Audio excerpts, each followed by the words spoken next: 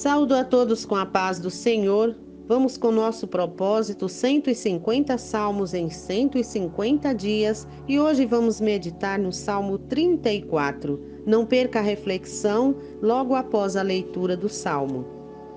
Salmo de Davi, quando ele mudou seu comportamento diante de Abimeleque, que o dispensou e ele partiu. Eu bendirei ao Senhor em todo o tempo. Seu louvor estará continuamente na minha boca. Minha alma a fará se gloriar no Senhor. Os humildes ouvirão isso e ficarão felizes. Ó, magnificai o Senhor comigo e juntos exaltemos o seu nome. Eu busquei o Senhor, ele me ouviu e me livrou de todos os meus medos. Eles olharam para mim e foram iluminados, e suas faces não foram envergonhadas.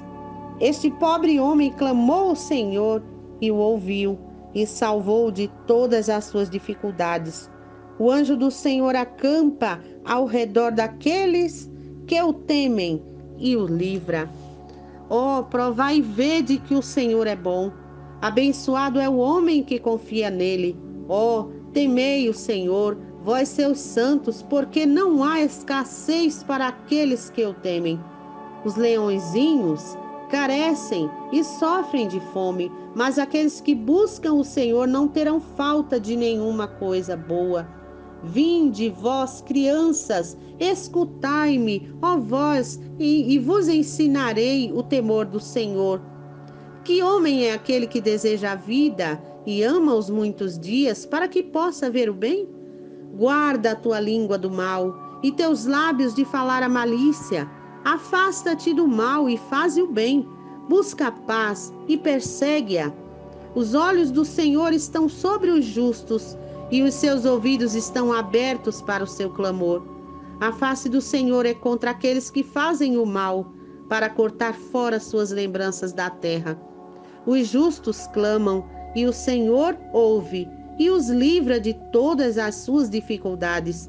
O Senhor está perto daqueles que são de coração quebrantado e salva também o contrito de espírito. Muitas são as aflições do justo, mas o Senhor os livra de todas. Ele guarda todos os seus ossos, nenhum deles é quebrado. O mal mata os perversos, e os que odeiam os justos serão desolados. O Senhor redime a alma de seus servos, e nenhum daqueles que confia nele será desolado. Glória a Deus. Este Salmo 34, ele expressa alívio e gratidão por um escape milagroso. É um convite também a participar do louvor e estimula a ter a fé renovada. Aqui fala já o título, Salmo de Davi, quando ele mudou seu comportamento diante de Abimeleque, que o dispensou e ele partiu. Essa história está no livro de 1 Samuel, capítulo 21. Em diante, ele expressa quando Davi fugiu e teve que se fazer de louco, fazer algumas palhaçadas, algumas coisas para salvar sua própria vida. E ele expressa aqui a sua gratidão e o alívio, porque a sua vida estava em risco. E ele afirma em todo o salmo que vale a pena confiar em Deus em todas as situações, por mais desesperançosas que sejam. Tudo está nas mãos de Deus. Ele diz: eu bendirei ao Senhor em todo o tempo. Seu louvor estará continuamente na minha boca. Ele expressa aqui em todo tempo, em toda ocasião, em toda situação, porque ele tem motivos. A razão é porque Deus já livrou ele tantas vezes e a sua confiança está firmada em Deus, que é o seu refúgio, que é a sua fortaleza, sua força, que é tudo. E Deus, ele realmente deve ser reconhecido como nosso tudo. Ele é o nosso Criador Supremo. Se ele criou a nossa vida, se ele criou tudo que há na terra, então ele é poderoso o suficiente para nos guardar, para nos livrar, para ter a nossa confiança inteiramente colocada nele. E ele diz: a minha alma a fará se gloriar no Senhor. Os humildes ouvirão isso e ficarão felizes, porque os arrogantes confiam em si mesmos, como o próprio Davi expressou em outro salmo. Uns confiam em carros, outros em cavalos, mas eu farei menção do nome do Senhor, porque ele sabia, ele tinha convicção, ele cria, ele tinha essa fé. E a Bíblia diz que o justo vive da fé, porque se ele recuar, a alma do Senhor não tem prazer nele. E ele diz no verso 4: eu busquei o Senhor e ele me ouviu e me livrou de todos os meus medos. Nós vivemos numa época, numa situação de medo constante, de pavor, de terror. Estamos em época de pandemia. Quem pode dizer que no início da pandemia, que foi em 2019, não passou por momentos de terror, de medos extremos, porque ouviam-se falar sobre muitas mortes, sobre o vírus se alastrando e foi aquele pânico de imediato. Porém, em alguns casos, muitas pessoas já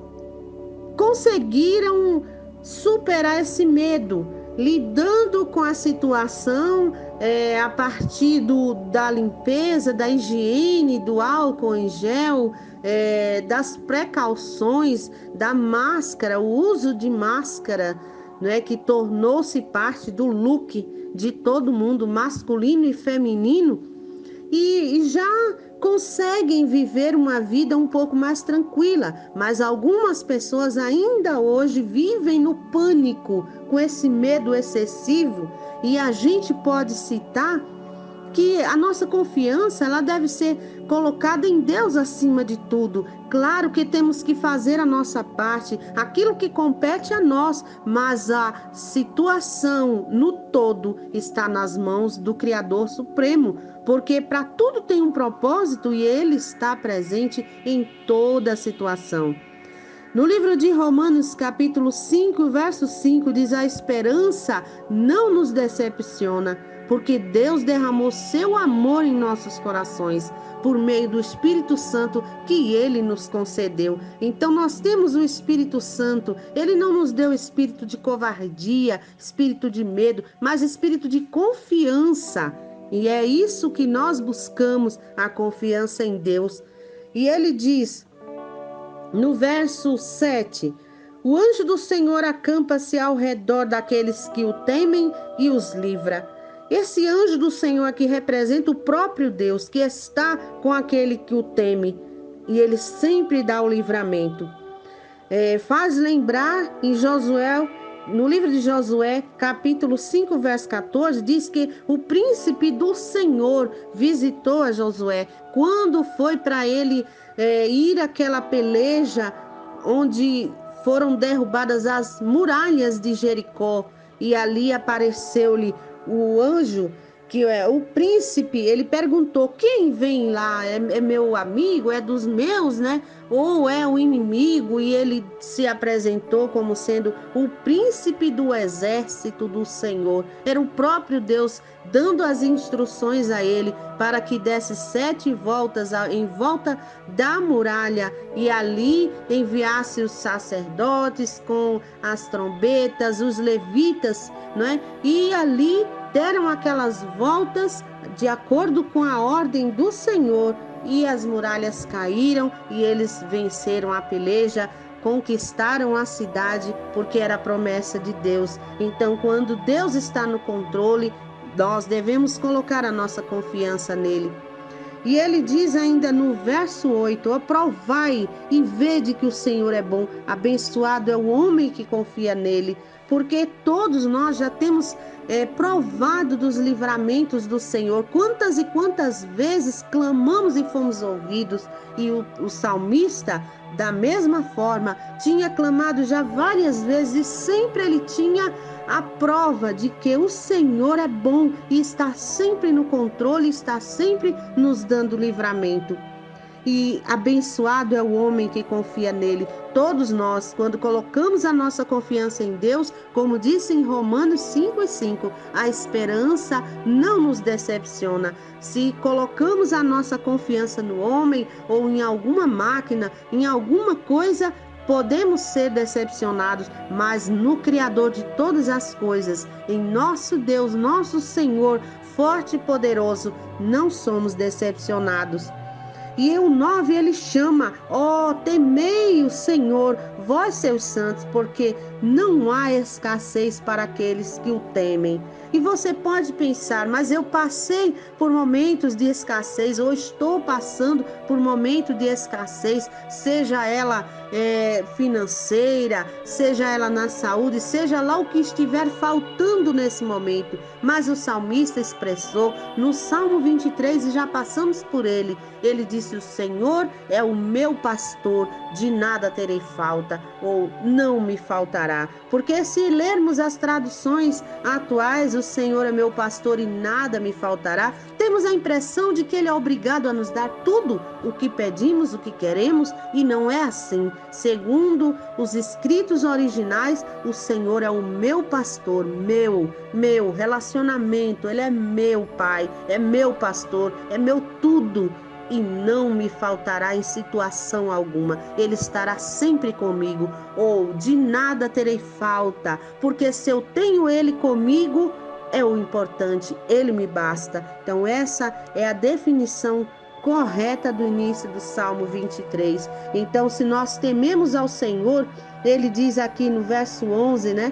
Vós, crianças, escutai-me, e eu ensinarei o temor do Senhor. Aqui ele se refere, como lá em Provérbios 1:9, o princípio da sabedoria é o temor do Senhor. Se a gente tem temor, tem respeito, tem aquela devido entendimento de que o Senhor é soberano e Ele está acima de tudo, colocamos a nossa vida nas mãos dele, com reconhecimento, com respeito, né, com reverência.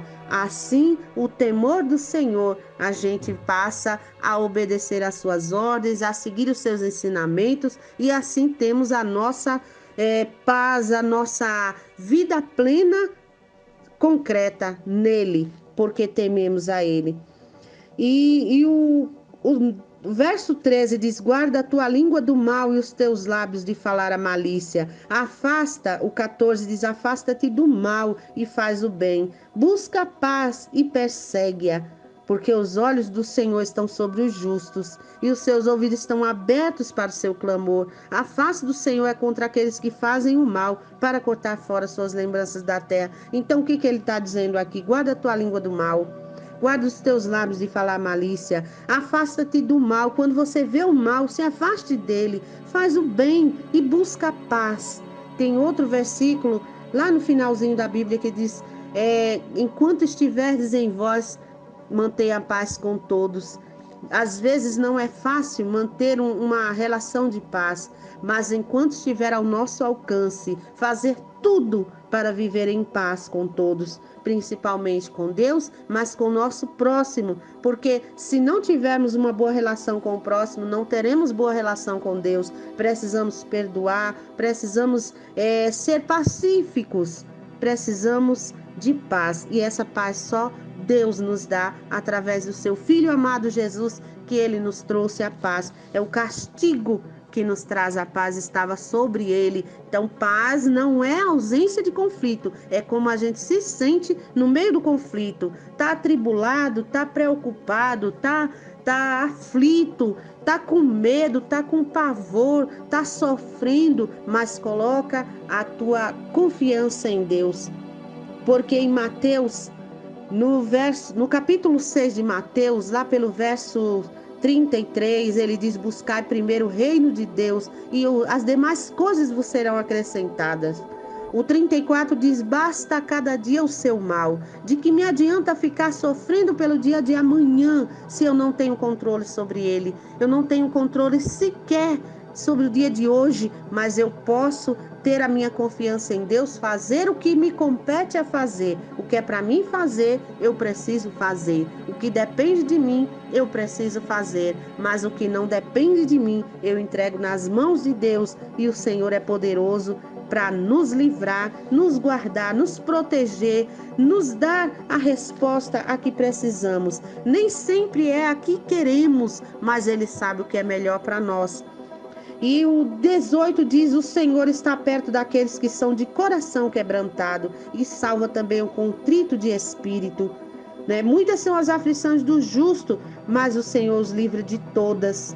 Louvado seja Deus. Ele quer um coração sincero, Ele quer um coração humilde, Ele quer um espírito quebrantado, um espírito que seja ligado a Ele, que queira as coisas do Espírito, que busque as coisas do Espírito e não as coisas carnais, porque o fruto do Espírito a gente vê lá em Gálatas 5, lá no 22, mas um pouco mais acima a gente vê as obras da carne. Então é uma luta da carne contra o espírito contra a carne, mas que prevaleça as obras do Espírito, que é um fruto, mas que abrange a toda a plenitude que o ser humano pode alcançar através de Jesus Cristo e do amor de Deus derramado em nossos corações, que é o Espírito Santo que nos ajuda em tudo.